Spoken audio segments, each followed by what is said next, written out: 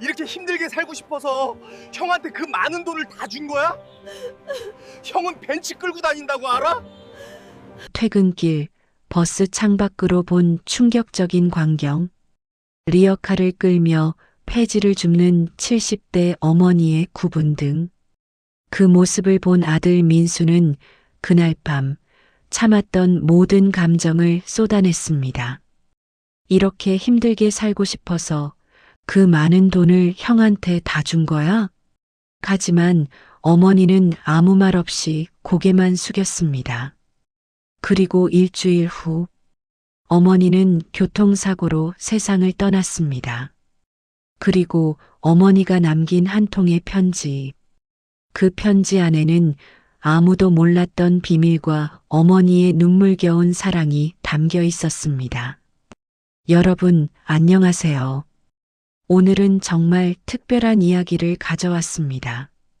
시청 전에 구독과 좋아요 꼭 부탁드립니다.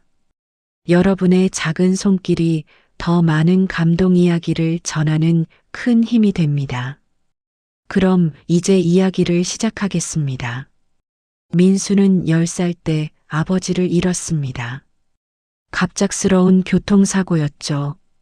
하루아침에 가장을 잃은 세 식구, 어머니와 5살 위인 형 준호, 그리고 어린 민수.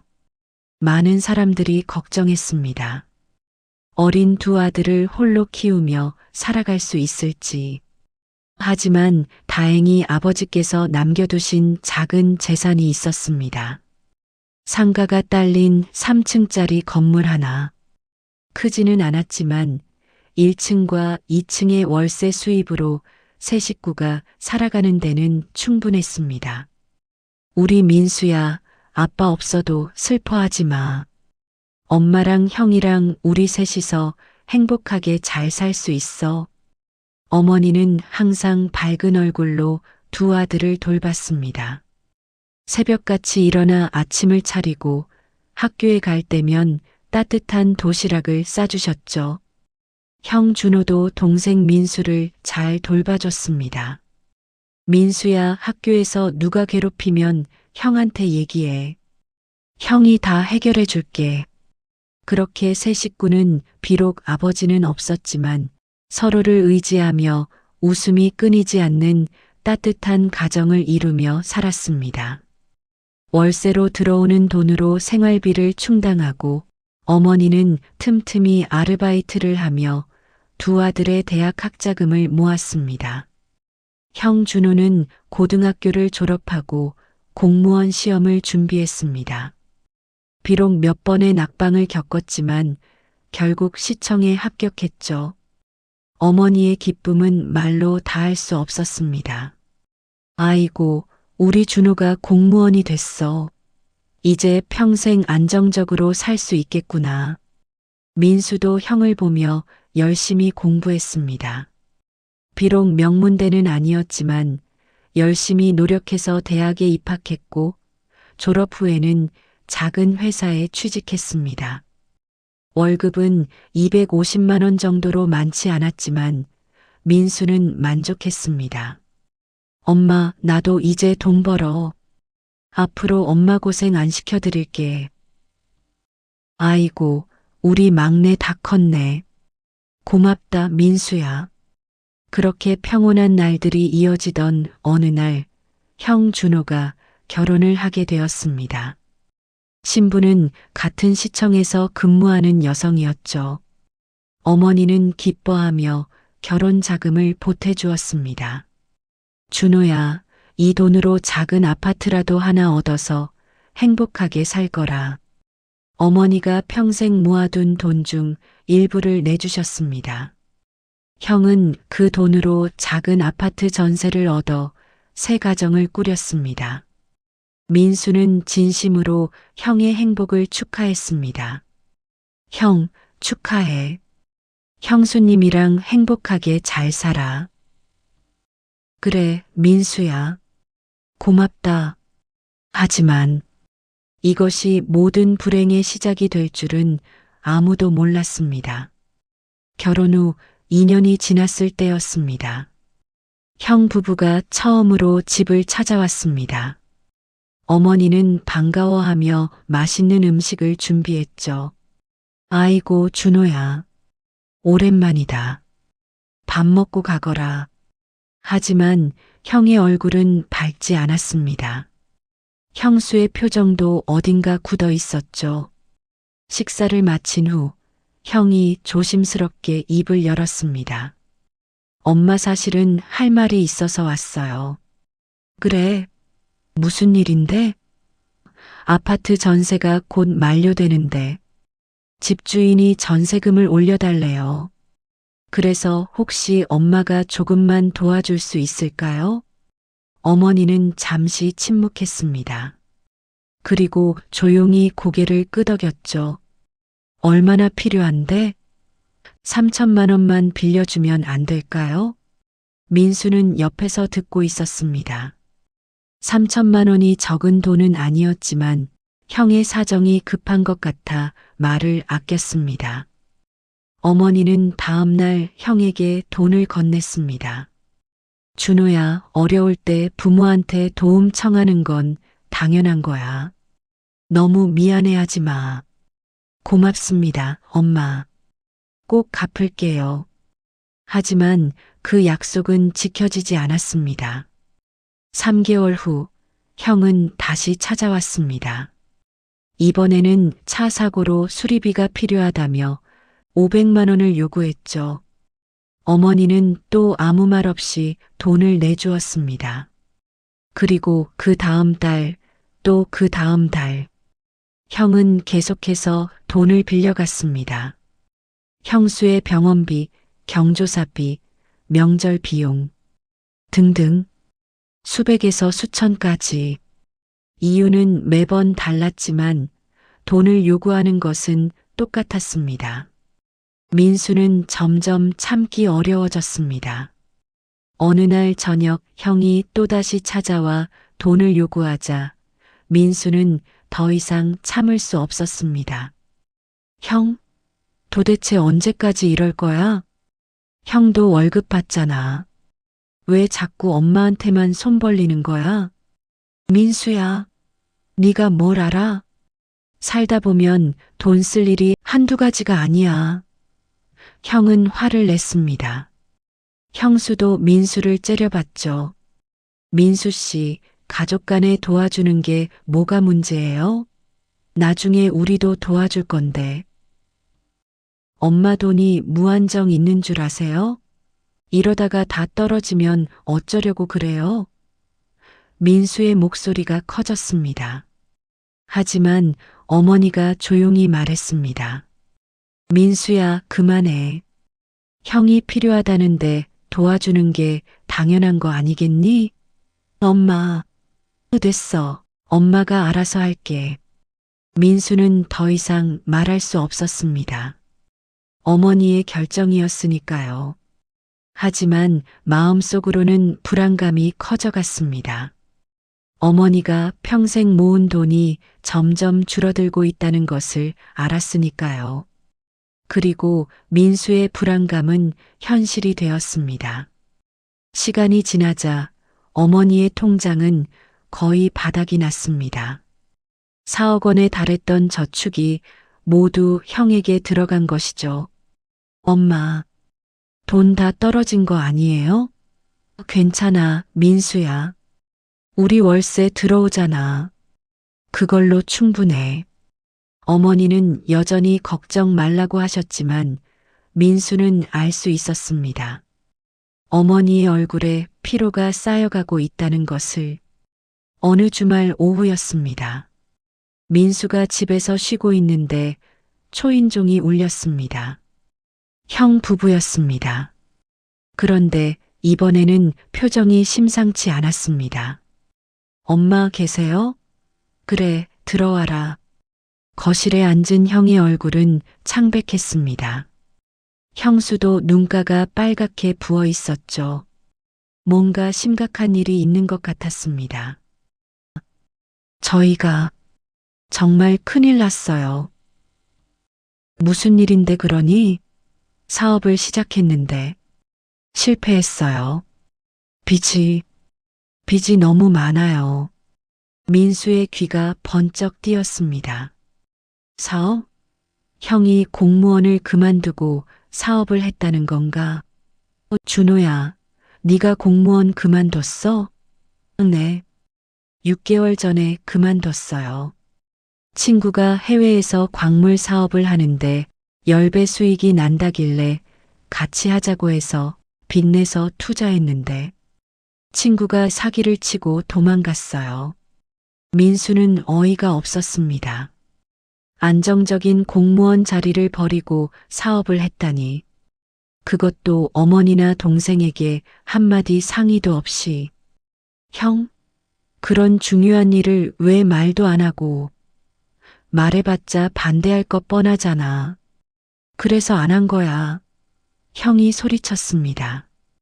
그리고 다시 어머니를 향해 말했습니다. 엄마, 제 힘으로 감당하기엔 금액이 너무 커요. 은행에서도 더 이상 대출이 안 돼요. 우리 어떻게 하면 좋아요? 그래서 전부 얼마가 필요한 거니? 엄마가 물었다. 1억 투자했는데 회사빚 12억까지 떠안아서 총 13억 이상. 아이고야, 어머니는 크게 한숨을 내쉬고는 한참 동안 아무 말이 없었습니다. 민수도 놀라서 입이 떨어지지 않았습니다.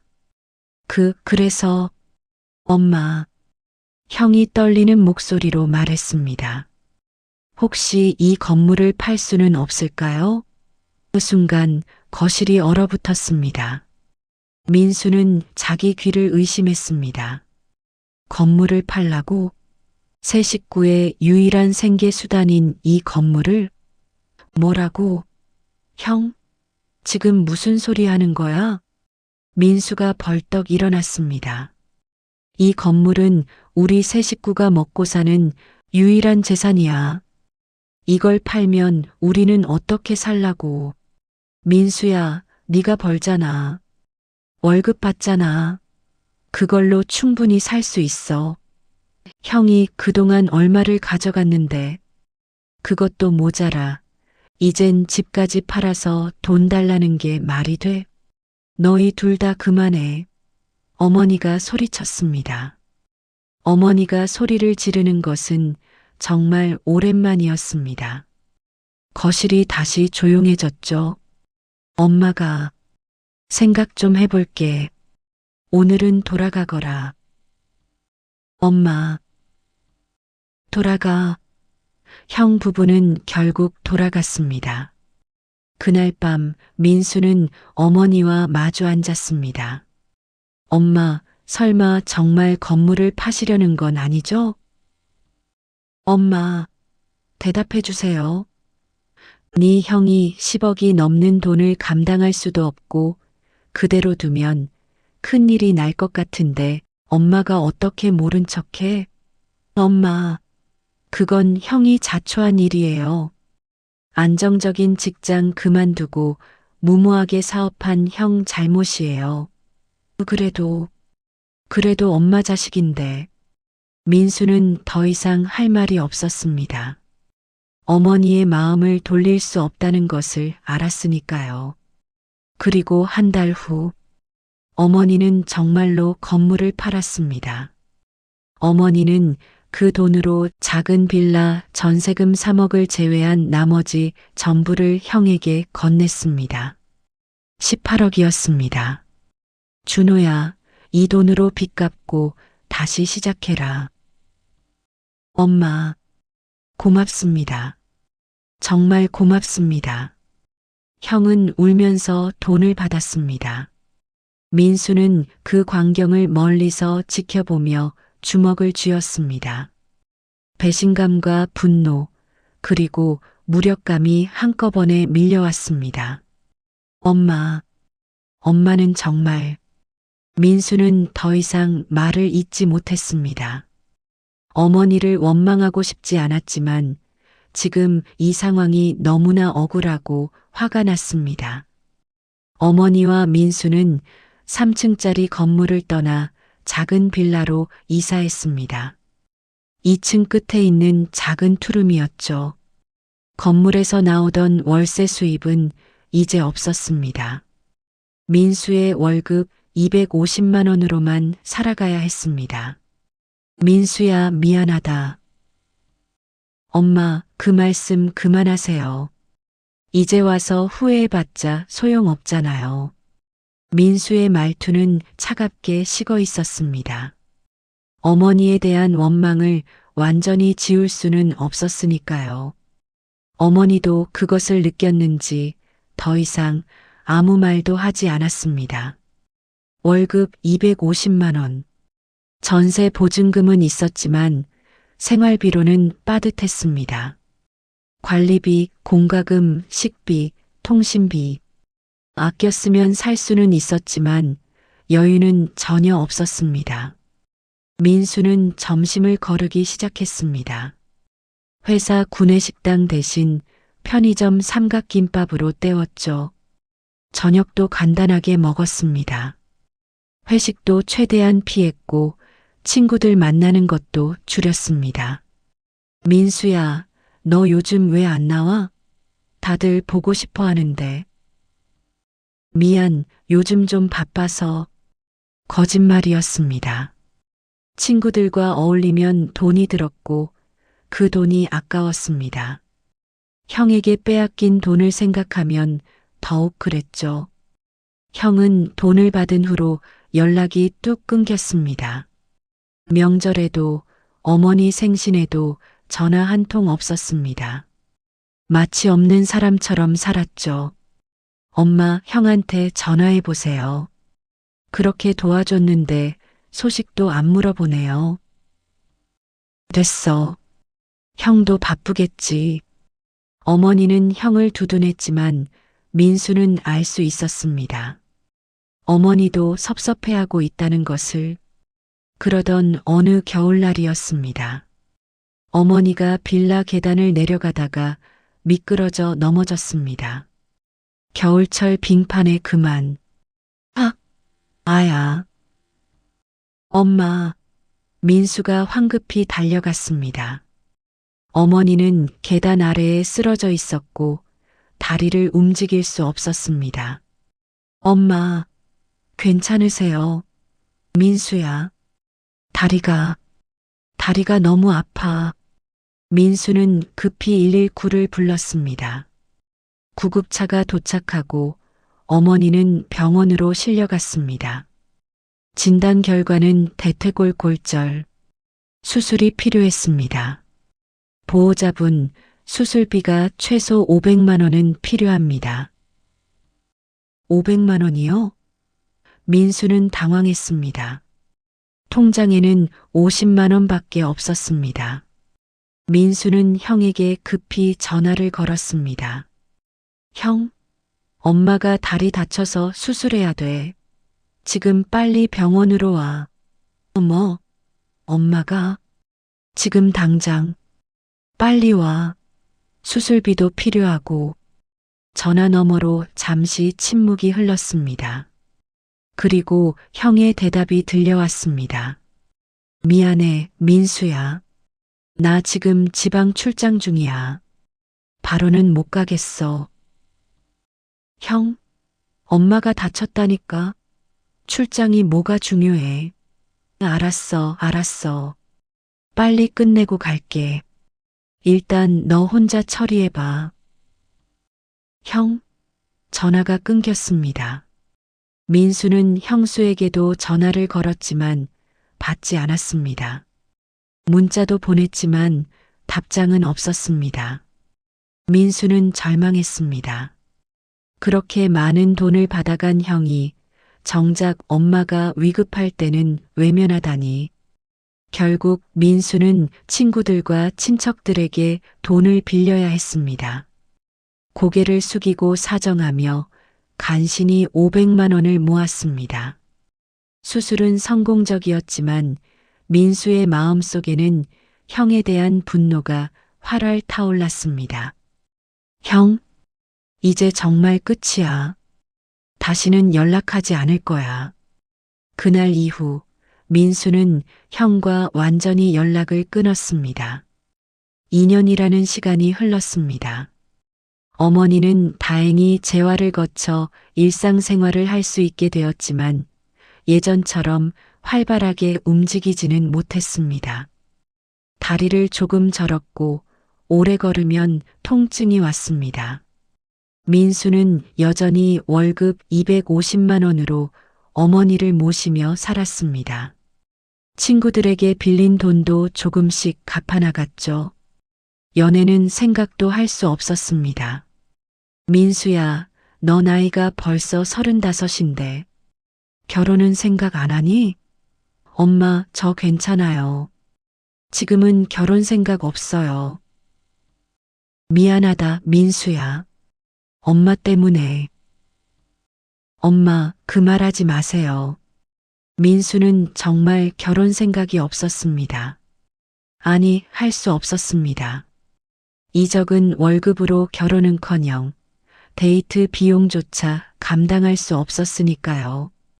그렇게 평범한 일상이 이어지던 어느 토요일 오후였습니다. 초인종이 울렸습니다.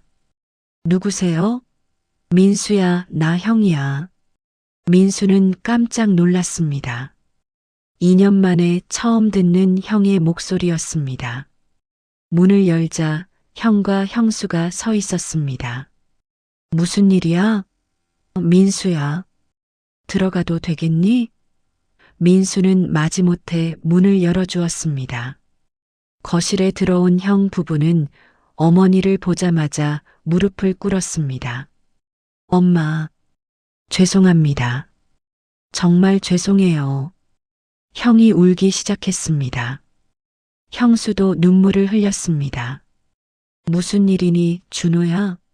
어머니가 조용히 물었습니다. 형은 한참 울다가 겨우 입을 열었습니다. 엄마, 저희가 또 사업을 했는데 완전히 망했어요. 민수는 어이가 없어서 웃음이 나올 뻔했습니다. 또 사업이라니, 또 망했다니. 엄마가 준 돈으로 빚 갚고 다시 일자리 구해서 착실하게 살았어야지. 또 사업을 했어?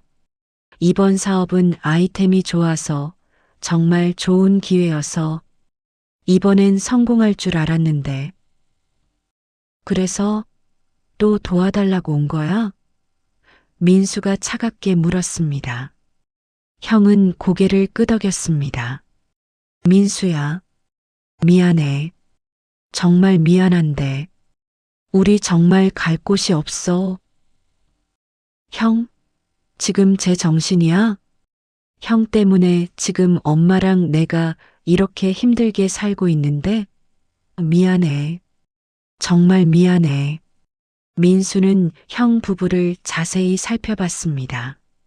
고급 옷, 명품 가방, 그리고 창밖으로 보이는 벤츠 차량. 형, 저 차 형 거야? 응. 그건 명품 가방도 들고 비싼 차도 타면서 돈이 없다고? 이건 사업할 때 산 거야. 팔면 되잖아. 왜 또 엄마한테 손 벌리는 건데? 민수의 목소리가 커졌습니다. 형도 갑자기 얼굴을 붉히며 소리쳤습니다. 아, 그게 그렇게 쉬운 줄 아냐? 차 팔면 얼마나 남는데 그걸로 어떻게 살라고. 엄마한테 받아서는 살 수 있어? 형은 공무원까지 그만두고 사업한다며 큰 소리 쳤잖아. 책임은 안 지고 왜 자꾸 엄마한테 의지하는 건데? 너는 몰라.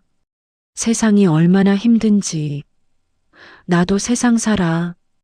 월급 250만 원으로 엄마 모시고 사는 게 얼마나 힘든지. 형은 알아? 두 사람의 목소리가 점점 커졌습니다. 형수도 민수를 째려보며 말했습니다. 민수 씨, 형편이 어려울 때 가족이 도와주는 게 당연한 거 아니에요?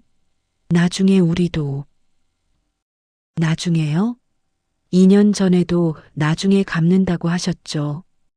그런데 목 아팠어요? 엄마 다쳤을 때 병원에나 오셨어요? 그건 나가세요. 지금 당장 나가라고요. 민수가 문을 활짝 열었습니다. 형이 벌떡 일어나 민수의 멱살을 잡았습니다. 이 새끼가 내가 뭔데 나한테 이래. 이거 안 나? 두 사람이 몸싸움을 벌이려는 순간 어머니가 소리쳤습니다. 그만해. 둘 다 그만하라고. 어머니의 목소리에 두 사람은 멈췄습니다.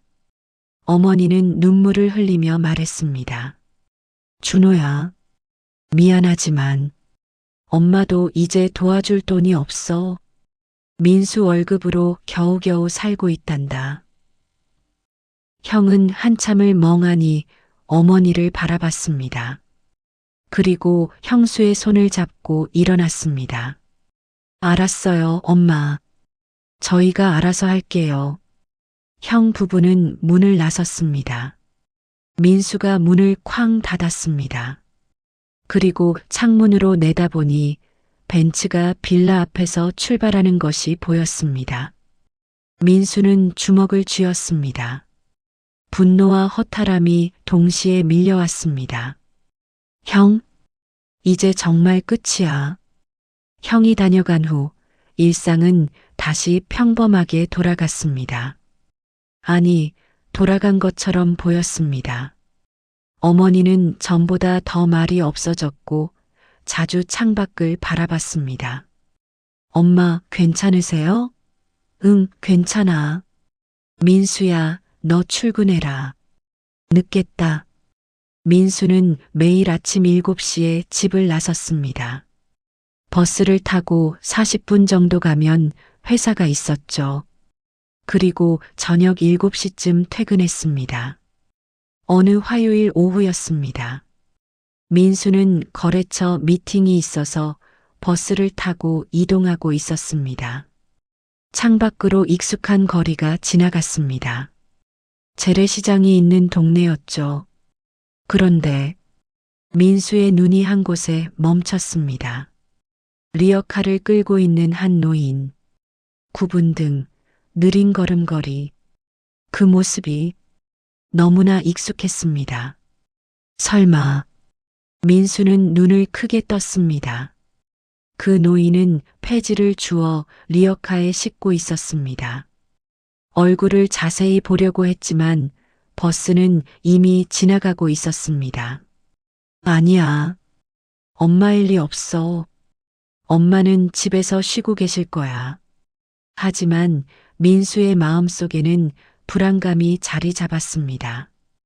그 걸음걸이, 그 체구, 그 옷차림, 모두 어머니와 너무나 닮아 있었습니다.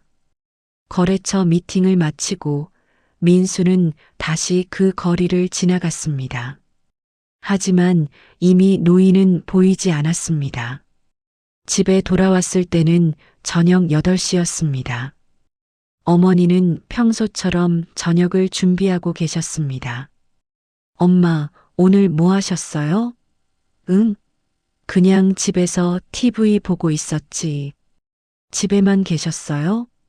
그럼 어디 가겠니? 어머니는 자연스럽게 대답했습니다. 민수는 그날 본 것이 착각이었을 거라고 생각했습니다. 하지만 다음 주 목요일 민수는 또다시 그 모습을 봤습니다. 이번에는 더 가까운 거리에서였습니다.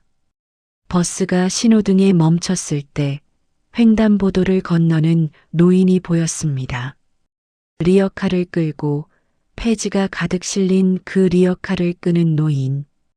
분명히 어머니였습니다. 얼굴도 또렷하게 보였습니다. 엄마. 민수의 가슴이 철렁 내려앉았습니다. 손이 떨렸습니다.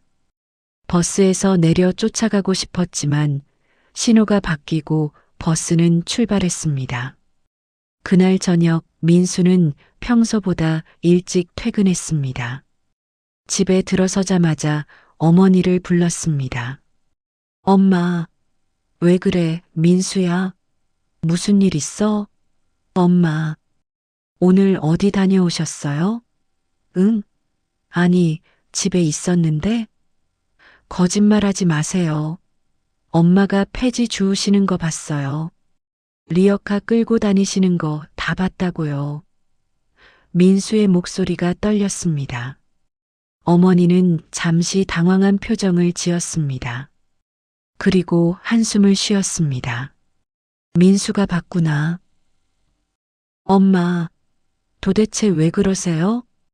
왜 그런 힘든 일을 하시는 거예요?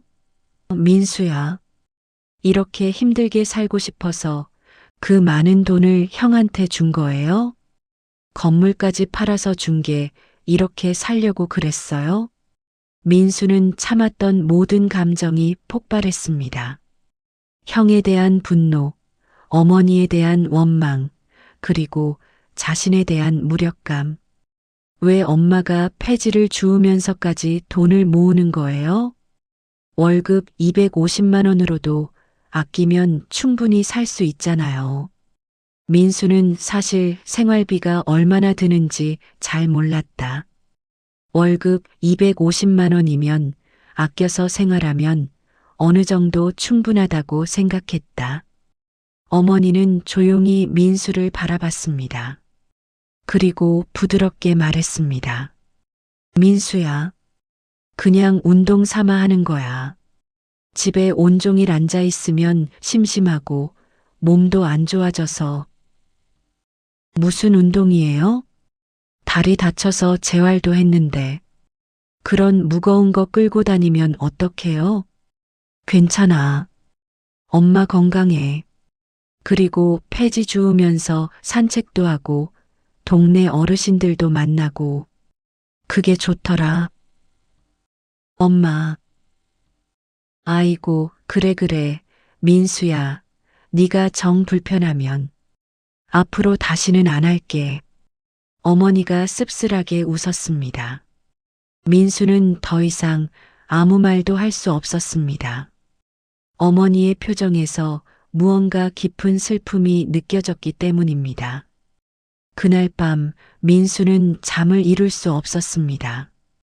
폐지를 줍는 어머니의 모습이 계속 머릿속을 맴돌았습니다. 월급이 부족한 건가? 내가 더 벌어야 하는데 엄마가 저렇게까지 하시는 건. 민수는 자책했습니다. 더 열심히 일해서 월급을 올리고 어머니가 편히 쉬실 수 있게 하겠다고. 하지만 그 다짐을 지킬 시간은 없었습니다. 일주일 후 병원 응급실. 보호자 누구세요? 응급실에서 울려 퍼진 의사의 목소리.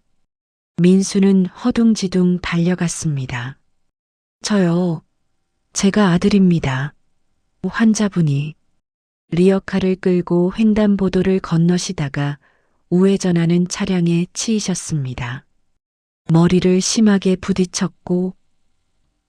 그래서 엄마가 어떻게 됐어요? 의사는 고개를 숙였습니다. 죄송합니다. 최선을 다했지만 민수의 귀에는 아무 소리도 들리지 않았습니다. 세상이 멈춘 것 같았습니다. 어머니는 그렇게 세상을 떠났습니다. 장례식장은 조용했습니다. 친척 몇 명, 어머니의 오랜 친구 몇 분이 찾아왔습니다. 민수는 형에게 계속 연락했지만 전화는 받지 않았습니다. 문자도 읽지 않았습니다.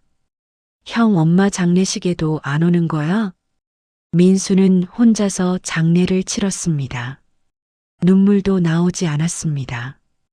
그저 멍하니 어머니의 영정을 바라볼 뿐이었습니다.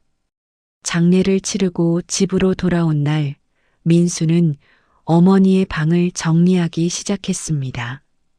옷장을 열고 서랍을 열고 그렇게 하나씩 정리하다가 민수는 낡은 서랍 깊숙한 곳에서 서류 봉투 하나를 발견했습니다. 봉투에는 민수에게라고 쓰여 있었습니다. 어머니의 글씨였습니다. 손이 떨렸습니다. 민수는 조심스럽게 봉투를 열었습니다. 안에는 편지 한 장과 또 다른 서류 봉투, 통장이 들어 있었습니다. 편지를 펼쳤습니다. 어머니의 글씨가 빼곡하게 적혀 있었습니다. 막내 민수야, 늙은 엄마 데리고 지금껏 살아줘서 항상 고마워. 어제 민수가 엄마한테 물었지? 왜 못된 형을 항상 도와주냐고. 전 재산 다 뺏어간 그 인간이 어떻게 가족이냐고. 사랑하는 막내 민수야. 너한테는 미운 형이지만 엄마한테는 너와 똑같은 자식이란다.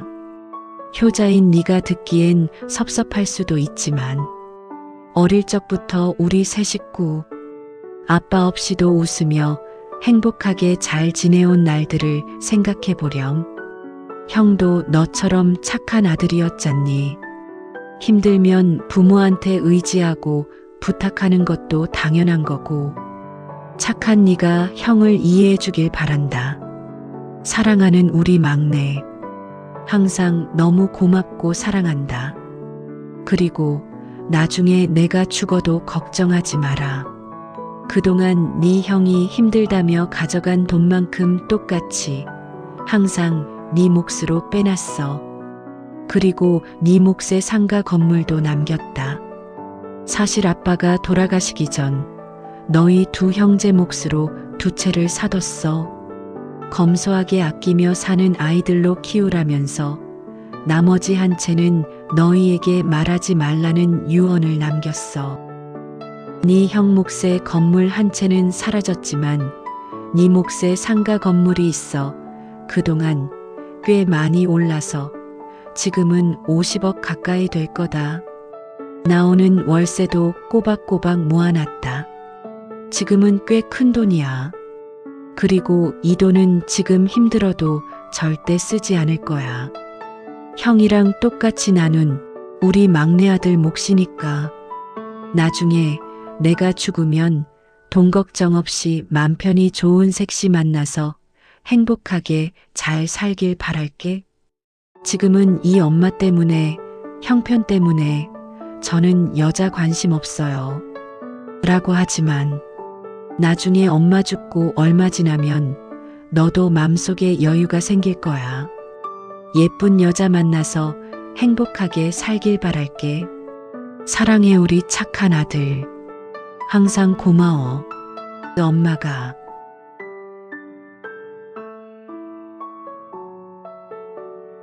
편지를 다 읽은 민수는 바닥에 주저앉았습니다. 눈물이 멈추지 않았습니다. 엄마, 엄마. 그리고 며칠 전 날짜로 증여된 민수 명의의 건물 등기 서류가 있었습니다. 50억짜리 상가 건물에 더해 통장에는 6억이 넘는 잔액이 들어 있었고 월 700만 원이 매달 월세로 들어오고 있었습니다. 민수는 믿을 수 없었습니다. 어머니가 형에게 돈을 내어줄 때마다 민수를 위해 똑같은 금액을 따로 모아뒀다니. 팔아버린 형 몫의 건물과 남아있는 민수 몫의 건물. 형만을 위해 어머니의 돈을 전부 내준 것이 아니라 그저 형 몫을 미리 나눠주신 것이었습니다. 공평하게. 두 자식 똑같이. 엄마는 이런 식으로 저를 위해. 민수는 목 놓아 울었습니다. 어머니를 원망했던 지난 시간들이 주마등처럼 스쳐 지나갔습니다. 어머니는 한 번도 불공평하지 않았습니다. 단 한 번도 민수를 덜 사랑한 적이 없었습니다. 오히려 묵묵히 희생하는 민수를 위해 더 많이 준비하고 있었던 것입니다. 엄마, 미안해요. 제가 엄마를 오해했어요. 엄마. 민수는 편지를 가슴에 꼭 안았습니다. 엄마의 체온이 느껴지는 것 같았습니다. 그로부터 1년이 지났습니다. 민수는 작은 원룸을 얻어 살고 있습니다. 여전히 다니던 직장을 다니며 성실하게 살고 있습니다. 일주일에 한 번씩 어머니의 산소를 찾아갑니다. 그리고 어머니께 근황을 보고합니다. 엄마, 저 요즘 회사에서 승진했어요. 엄마가 물려주신 돈은 꾸준히 모이고 있어요. 월급도 올랐고요. 그리고 민수는 잠시 말을 멈췄습니다. 그리고 옅은 미소를 지었습니다. 소개팅도 나가기 시작했어요. 엄마가 말씀하신 대로 이제 마음에 여유가 생겼거든요. 아직 특별한 사람은 없지만 천천히 좋은 인연 만나볼게요. 바람이 불어왔습니다. 마치 어머니가 대답하는 것 같았습니다. 형과는 여전히 연락이 없습니다. 장례식장에도 끝내 나타나지 않았습니다. 민수는 형을 용서할 수 없습니다. 하지만 어머니의 편지를 읽고 나서 형을 이해하려고 노력하고 있습니다. 엄마는 형도 사랑했어. 형도 엄마의 아들이었으니까. 민수는 더 이상 형에게 연락하지 않습니다. 하지만 미워하지도 않습니다. 그저 각자의 길을 가는 것뿐입니다. 어느 봄날 민수는 소개팅에서 만난 한 여성과 두 번째 만남을 가졌습니다. 그녀는 초등학교 교사였고 따뜻하고 밝은 성격의 소유자였습니다. 민수 씨는 어떻게 이렇게 든든해 보여요? 뭔가 믿음직스러운 느낌이 있어요. 그런가요? 제 어머니께서 그렇게 키워주셨어요. 어머님이 훌륭하신가 봐요. 네, 정말 훌륭하신 분이셨죠. 민수는 어머니를 떠올렸습니다. 폐지를 주우면서도 힘들어하면서도 항상 아들들을 생각했던 어머니. 엄마, 저 이제 행복하게 살게요.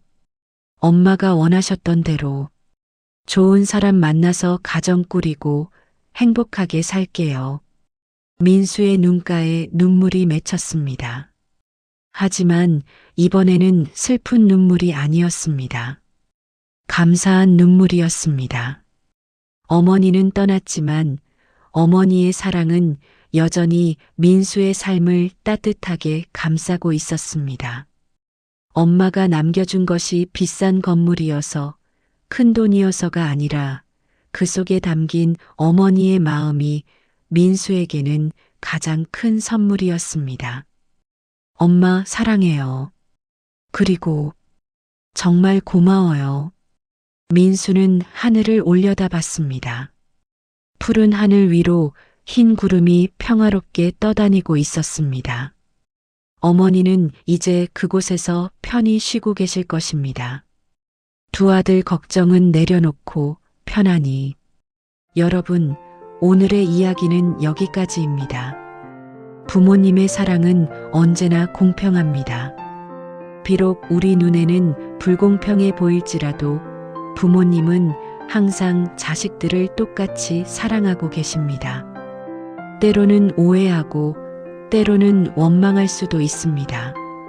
하지만 나중에 돌이켜보면 그 모든 것이 사랑이었다는 것을 알게 됩니다. 부모님이 살아계실 때 효도하세요. 후회하지 않도록. 오늘도 영상 시청해주셔서 감사합니다. 구독과 좋아요, 알림 설정까지 꼭 부탁드립니다. 다음에도 더 좋은 이야기로 찾아뵙겠습니다. 감사합니다.